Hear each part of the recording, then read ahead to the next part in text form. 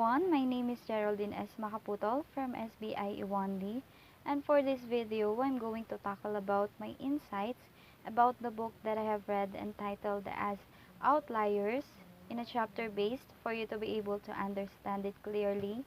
But before that, I do have a brief explanation first about the book itself and the author of this book. So, let's start. So, Outliers, the Story of Success, was published on the year 2008 and written by an author Malcolm Gladwell. An outlier is something that stands apart from a group of like things, such as a wolf that leaves the pack to hunt on its own. So, Malcolm Gladwell uses the term outlier to describe people whose personal success has separated them from the rest of the population. So now let's move on for my insights about this book. By the way, this book has two parts, then every part consists of 5 chapters. So let's start. In part 1, it was all about opportunity. So opportunities can come in many shapes and sizes. Some arise from generous offerings of assistance or equipment, and others came from arbitrary rules and dates of birth. So in chapter 1, author Malcolm Gladwell looks at the disproportionate number of successful Canadian hockey players, both professional and junior, with birthdays in January, February, or March. Then January-born players are usually bigger and stronger than their peers born later in the same year. Hockey scouts look for those bigger and strong younger players who are then put onto elite teams and given more opportunities to practice. So more practice eventually equals more skills, which is also equals for more success in the long run. In Canadian hockey, European soccer, and American baseball, birth dates are a determining factor in opportunities for athletic success. In chapter 2, practicing a craft is also an integral part of success. Gladwell examines the 10,000-hour rule, which proposes an individual needs at least 10,000 hours of practice to excel at a particular skill. This idea is true for musicians, athletes, and even computer programmers.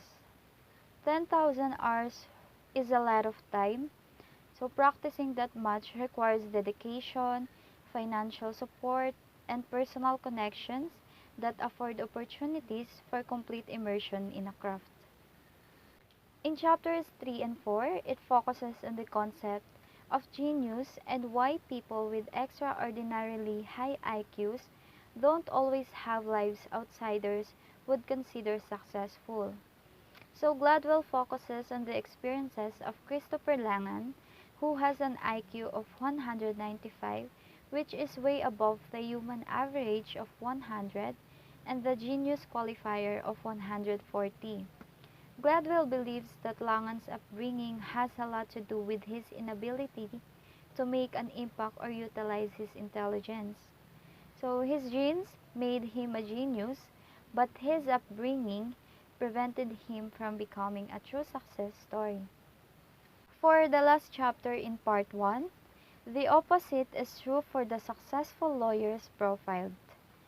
Joey Flom, Alexander Bickel, and Ted Friedman were all the children of Jewish immigrants.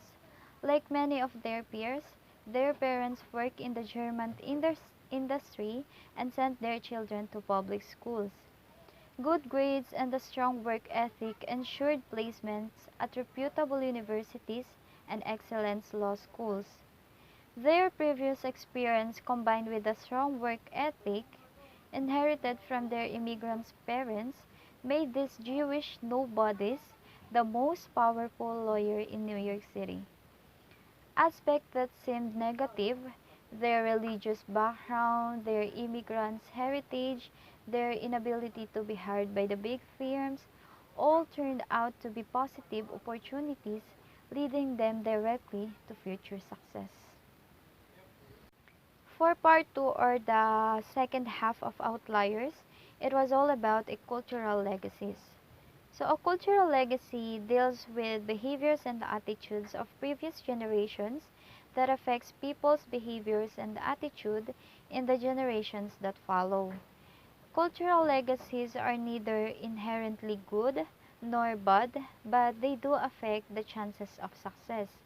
So, for continuation of chapters, in chapter 6, Gladwell discusses the culture of honor of the American South, which is remnant of the 19th century inhabitants of the Appalachian Mountains, who inherited it from the herders of Northern Ireland, England, and the Scottish lowlands. Cultural legacy is difficult to overcome. Addressing and acknowledging the phenomenon is easier than breaking from it altogether. In Chapter 7, Korean Air suffered 17 times more plane crashes than almost any other airline between 1988 and 1998. For the most part, these crashes were caused not by the singular human errors but by miscommunication that experts later attribute to cultural conditioning. In Chapter 8, Asian students have long been known to be better at math than their Western counterparts. Gladwell attributes this difference not to superior intelligence but to historical differences in language and farming practices. Chapter 9 looks at what happens when Western schools break their cultural legacy of abbreviated school years. Gladwell focuses on KIPP Academy in New York City's South Bronx, a public school in the middle of an impoverished area. Students are accepted by lottery in the 5th grade, and by 8th grade, more than half perform above their grade level in math. This success springs from a longer school year, longer school weeks, and the longer school days. For the last part of this book, Gladwell ends Outliers with a personal epilogue about his own heritage.